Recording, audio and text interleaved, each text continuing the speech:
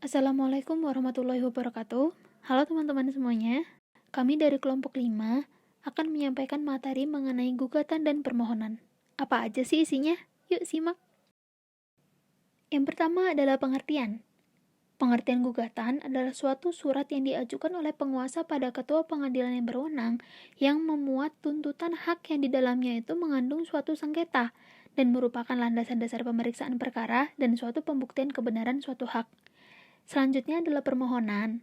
Nah, permohonan di sini adalah suatu surat permohonan yang di dalamnya berisi tuntutan hak perdata oleh suatu pihak yang berkepentingan terhadap suatu hal yang tidak mengandung sengketa. Jadi, sederhananya begini. Permohonan itu adalah mengenai suatu perkara yang tidak ada pihak lain yang bersengketa. Sedangkan gugatan adalah suatu perkara yang terdapat sengketa antara dua belah pihak. Contohnya dalam gugatan itu adalah gugat cerai atau gugatan tentang waris. Nah, sedangkan permohonan bisa saja permohonan tentang mendapatkan hak taspen dari orang tua oleh anak. Selanjutnya adalah berbicara tentang dasar hukum. Gugatan sendiri terdapat dua macam, yaitu gugatan lisan dan gugatan tertulis. Dasar hukum mengenai gugatan tertulis diatur dalam pasal 118 ayat 1 HIR Jungto pasal 142 RBG, dan untuk gugatan lisan terdapat dalam pasal 120 HIR. Akan tetapi, yang paling diutamakan tetaplah gugatan tertulis. Yang selanjutnya adalah berbicara tentang ciri-ciri. Ciri-ciri dari volunteer ini diantaranya adalah yang pertama, masalah yang diajukan berisi tentang kepentingan sepihak. Yang kedua, permasalahan yang diselesaikan di pengadilan biasanya tidak mengandung sengketa. Yang ketiga, tidak ada pihak lain atau pihak ketiga yang dijadikan lawan olehnya. Sedangkan kontentious atau yang biasa disebut dengan gugatan, diantaranya adalah adanya pihak yang bertindak sebagai penggugat dan tergugat. Yang kedua, pokok permasalahan hukum yang diajukan mengandung sengketa di antara para pihak. Selanjutnya adalah tata cara pengajuan gugatan dan permohonan. Yang pertama adalah tahap persiapan. Sebelum mengajukan permohonan atau gugatan ke pengadilan, perlu diperhatikan hal-hal sebagai berikut. Yang pertama adalah pihak yang berperkara. Nah, setiap orang yang mempunyai kepentingan dapat menjadi pihak dalam berperkara di pengadilan. Yang kedua adalah kuasa. Pihak yang berperkara di pengadilan dapat menghadapi dan menghadiri pemeriksaan persidangan sendiri atau mewakilkan kepada orang lain untuk menghadiri persidangan di pengadilan. Yang ketiga adalah kewenangan pengadilan.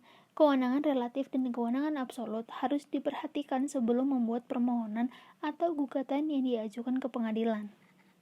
Yang selanjutnya adalah tahap pembuatan permohonan atau gugatan. Nah, permohonan atau gugatan pada prinsipnya itu secara tertulis yang terdapat pada pasal 18 HIR. Namun, para pihak yang tidak bisa baca tulis atau buta huruf, permohonan atau gugatan dapat dilimpahkan kepada hakim untuk disusun permohonan gugatan. Kemudian dibacakan dan diterangkan maksud dan isinya kepada para pihak. Kemudian ditandatangani oleh Ketua Pengadilan Agama Hakim yang ditunjuk berdasarkan pasal 120 HIR.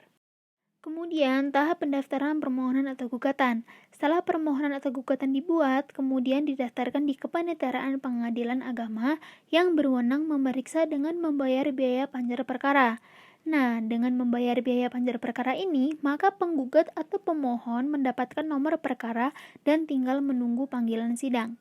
Perkara yang telah terdaftar di Pengadilan Agama oleh Panitera disampaikan kepada Ketua Pengadilan Agama untuk dapat menunjuk majelis hakim yang memeriksa, memutus, dan mengadili perkara dengan suatu penetapan yang disebut penetapan majelis hakim atau PMH, yang terdiri satu orang hakim sebagai ketua majelis dan 2 orang sebagai hakim anggota serta panitera sidang. Apabila belum ditetapkan panitera yang ditunjuk, majelis hakim dapat menunjuk panitera sidang sendiri. Dan yang terakhir adalah tahap pemeriksaan permohonan atau gugatan. Pada hari sidang telah ditentukan apabila satu pihak atau kedua belah pihak tidak hadir, maka persidangan ditunda dan menetapkan hari sidang berikutnya. Kepada pihak yang hadir diperintahkan menghadiri sidang berikutnya tanpa dipanggil, dan yang tidak hadir dilakukan pemanggilan sekali lagi. Dalam praktek pemanggilan pihak yang tidak hadir dilakukan maksimal 3 kali. Apabila 1. Penggugat tidak hadir, maka gugatan gugur. Tergugat tidak hadir, maka pemeriksaan dilanjutkan dengan putusan fresh take atau putusan tanpa hadirnya pihak tergugat. Tentang putusan fresh take nanti kita bahas pada pertemuan berikutnya ya. Kemudian yang kedua, apabila terdapat beberapa tergugat yang hadir, ada yang tidak hadir, pemeriksaan tetap dilakukan dan kepada yang tidak hadir dianggap tidak menggunakan haknya untuk membela diri. Dan yang terakhir adalah penggugat dan tergugat hadir, maka pemeriksaan dilanjutkan sesuai dengan hukum yang berlaku. Pemeriksaan sesuai dengan hukum yang berlaku seperti apa sih? Presentator kasih ilustrasinya ya. Apabila tergugat dan penggugat hadir, maka mula-mula majelis hakim memasuki ruang persidangan diikuti dengan panitera sidang. Majelis memanggil para pihak untuk masuk ke dalam persidangan dan ketua membuka persidangan dengan menyatakan sidang dibuka dan terbuka untuk umum. Itu apabila sidang terbuka untuk umum. Dan jika sidang dibuka dan tertutup untuk umum, apabila sidang terbuka itu tertutup untuk umum. Kemudian hakim menanyakan identitas para pihak, baik pihak penggugat atau tergugat. Lalu, hakim mengupayakan perdamaian pada para pihak dan memberikan kesempatan kepada para pihak untuk berdamai dan menetapkan hari sidang berikutnya tanpa dipanggil.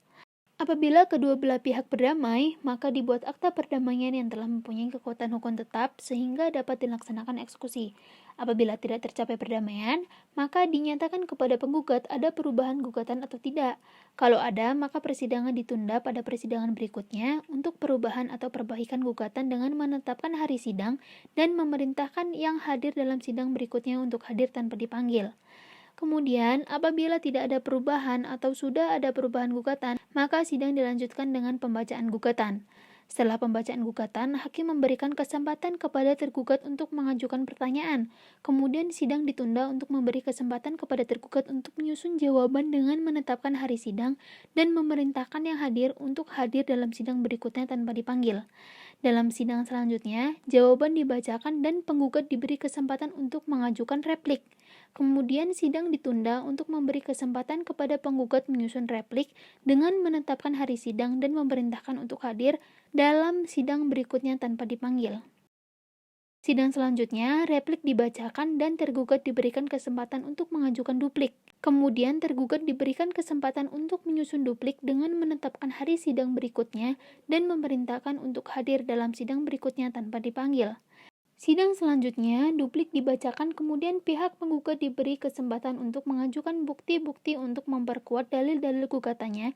Kemudian sidang ditunda untuk memberikan kesempatan kepada penggugat menyampaikan bukti-bukti dengan menetapkan hari sidang berikutnya dan memerintahkan yang hadir untuk hadir dalam sidang berikutnya tanpa dipanggil.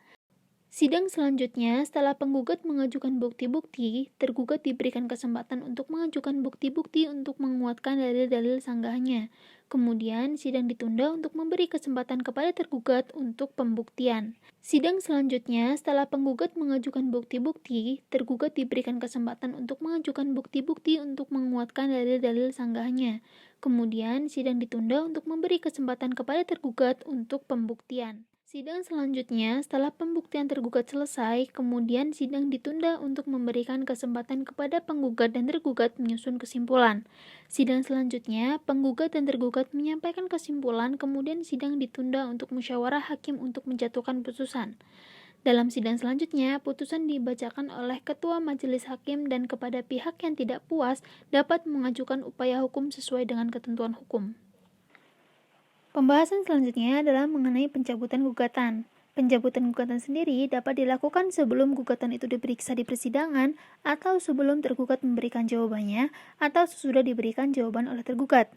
Kalau pencabutan dilakukan sebelum perkara diperiksa di persidangan, atau sebelum tergugat memberikan jawabannya, maka tergugat secara resmi belum tahu akan adanya gugatan itu, yang secara resmi belum terserang kepentingannya. Dalam hal ini, tidak perlu ada persetujuan dari pihak tergugat, menurut RV pasal 271. Sebaliknya, jika pencabutan itu terjadi setelah tergugat memberikan jawaban atas gugatan penggugat, maka gugatan tidak dapat dicabut atau ditarik kembali oleh penggugat kecuali disetujui oleh tergugat, menurut RV pasal 271 ayat 2. Selanjutnya adalah perubahan gugatan. Perubahan gugatan adalah salah satu hak yang diberikan kepada penggugat dalam hal mengubah atau mengurangi isi surat gugatan yang dibuat olehnya. Perubahan gugatan tidak diatur dalam HIR atau RPG, tetapi diatur dalam RV, yaitu pasal 127 yang berbunyi, penggugat berhak untuk mengubah atau mengurangi tuntutannya sampai saat perkara diputus, tanpa boleh mengubah atau menambah pokok gugatannya. Selain itu, ada juga beberapa jurisprudensi atau putusan Mahkamah Agung yang bisa dan sering dijadikan dasar hukum mengenai praktik perubahan gugatan dalam persidangan. Antara lain adalah